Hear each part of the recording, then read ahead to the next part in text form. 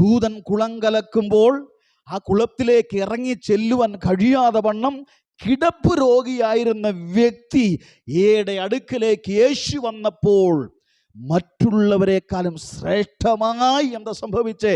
ആ കിടക്കയെടുത്ത് നടക്കത്തക്കവൻ, കിടക്കയെടുത്ത് ഭവനത്തിലേക്ക് പോകത്തക്കവണ്ണം അത്ഭുത വിടുതൽ സംഭവിച്ചെങ്കിൽ യേശുവിന് വേണ്ടി വെയിറ്റ് ചെയ്യുന്നവരാണോ?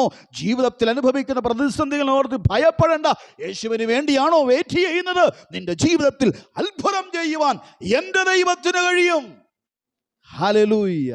12 വർഷമായ സ്ത്രീക്ക് എന്താ പറയാനുള്ളത്? വൈദ്യന്മാരാൽ ഏറിയൊന്ന് സഹിച്ചു. രോഗികൾക്ക് വൈദ്യനെ കൊണ്ട് ആവശ്യമുള്ളത്, എന്നാൽ വൈദ്യന്മാരെ കൊണ്ടാൽ ഏറിയൊന്ന് സഹിച്ചു. തൻ്റെ കിടപ്പാടം വരെ വിറ്റ് വൈദ്യന്മാർക്ക് കൊടുത്തിട്ട് മരണത്തോട് മല്ലടിച്ചുകൊണ്ടിരിക്കുന്ന അനുഭവത്തിൽ ഡോക്ടേഴ്സിനെ എല്ലാം അവോയ്ഡ് ചെയ്തിട്ട് ആ രക്തസ്രാവ സ്ത്രീ യേശുവിന് വേണ്ടി വെയിറ്റ് ചെയ്യുകയാ. Praise the Lord. എങ്ങനെയാ പറയുന്നത്? യേശുവിനെ കുറിച്ചൊരു കേൾവി ആ സ്ത്രീ കേട്ടു. ഹല്ലേലൂയ. ഹൃദയത്തിൽ വിശ്വസിച്ചു.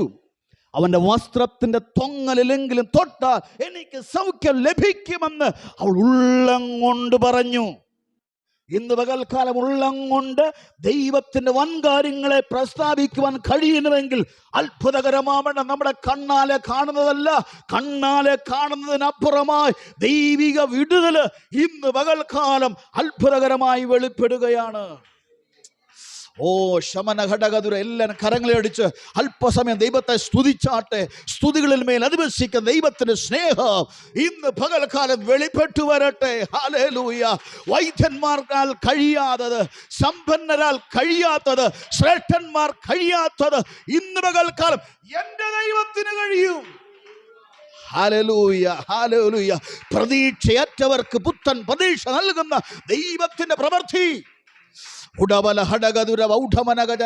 യേശുവിന്റെ അധികാരമുള്ള നാമത്തിൽ വൈദ്യന്മാർക്ക് കഴിയാത്തത്, സമ്പന്നന്മാർക്ക് കഴിയാത്തത്, ശ്രേഷ്ഠന്മാർക്ക് കഴിയാത്തത്, അധിപതികൾക്ക് കഴിയാത്തത് എൻ്റെ ദൈവത്തിന് കഴിയും. നീ വെയിറ്റ് ചെയ്യുക. ഹൃദയത്തിൽ നീ വിശ്വസിക്കുന്നവരിൽ വ്യാപരിക്കുന്ന ദൈവശക്തി.